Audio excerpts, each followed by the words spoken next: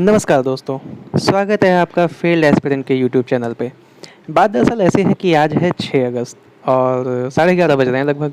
तो हुआ ये कि आज के दिन बीएड की प्रवेश परीक्षा थी यूपी में, मतलब UP BEd joint entrance exam था। तो 2 पेपर इसमें होते हैं। एक होता है जनरल नॉलेज और भाषा योग्यता, जिसमें आप हिंदी या अंग्रेजी में से किसी एक सेक्शन को चूज़ कर सकते हैं। और दूसरा पेपर होता है जहाँ पे होता है सामान्य अभिरुचि प्लस विषय विशेष।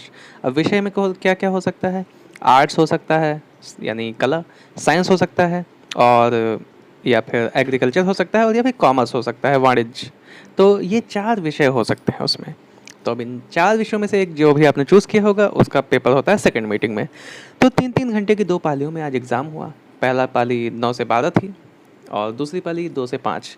पहली पाली का जो पेपर था वो तो बहुत ही आसान था, 1 घंटे में ही हो गया। दूसरी पाली का पेपर भी मॉडरेट कहूँगा, मतलब ईज़ी टू मॉडरेट कहूँगा, मतलब बहुत आसान भी नहीं था और बहुत कठिन तो था ही नहीं।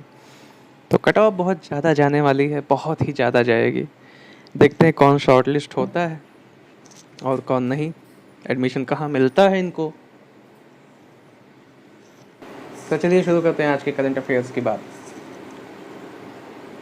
अर्थशास्त्री जगदीश भगवती सी रंगराजन को इंडियन इकोनोमेट्रिक सोसाइटी यानी TIES ट्रस्ट द्वारा प्रो CR राव शताब्दी स्वर्ण पदक से सम्मानित किया गया। संसद ने अंतर्देशीय पोत विधेयक 2021 पारित किया। भारत ने जुलाई 2021 में अब तक का सबसे अधिक मासिक माल निर्यात किया है, जो कि $35.17 बिलियन है। स्टार्टअप और MSME को विशेष ऋण सुविधा प्रदान करने के लिए इंडियन बैंक ने IIT बॉम्बे के साथ समझौता ज्ञापन पर हस्ताक्षर किया। फॉर्चून ग्लोबल 500 की सूची में 524 अरब अमेरिकी डॉलर के राजस्व के साथ अमेरिका का वॉलमार्ट शीर्ष पर है। रिलायंस इंडस्ट्रीज लिमिटेड 63 अरब अमेरिकी डॉलर के राजस्व के साथ 155वें स्थान पर सर्वोच्च रैंकिंग वाली भारतीय कंपनी है। मतलब भारत की जो सबसे टॉप कंपनी है वो ओवरऑल वर्ल्ड की लिस्ट में 155वें स्थान पे है। फॉर्चून ग्लोबल 500 में 500 टॉप की कंपनीज की बात होती है। बैडमिंटन में डेनमार्क के विक्टर एक्सेलेसन ने पुरुष एकल में स्वर्ण पदक जीता। चीन की येन यूफेई ने महिला एकल में स्वर्ण पदक जीता। ये टोक्यो ओलंपिक के प्रतिस्पर्धाओं में जीतने वाले लोगों के नाम हैं। नरेंद्र मोदी UNSC चर्चा की अध्यक्षता करने वाले पहले भारतीय प्रधानमंत्री बनेंगे। 75वें स्वतंत्रता दिवस समारोह 2021 के लिए आज एक आधिकारिक वेबसाइट indiaidc2021.mod.gov.in का शुभारंभ हो गया है। आप भी जाएं इस पे। SBI ने योनो और योनो लाइट ऐप में सुरक्षा की नई प्रणाली सिम बाइंडिंग शुरू करी। खेल मंत्री अनुराग ठाकुर ने टोक्यो पैरालंपिक खेलों के लिए थीम सॉन्ग जारी किया। जैसे कि ओलंपिक खेल होते हैं वैसे पैरालंपिक खेल भी होते हैं।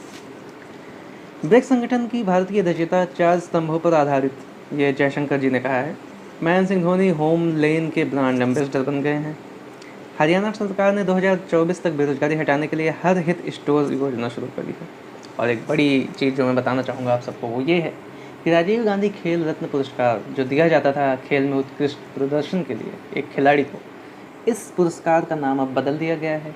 अब ये पुरस्कार मेजर ध्यानचंद खेल रत्न अवार्ड हो गया है।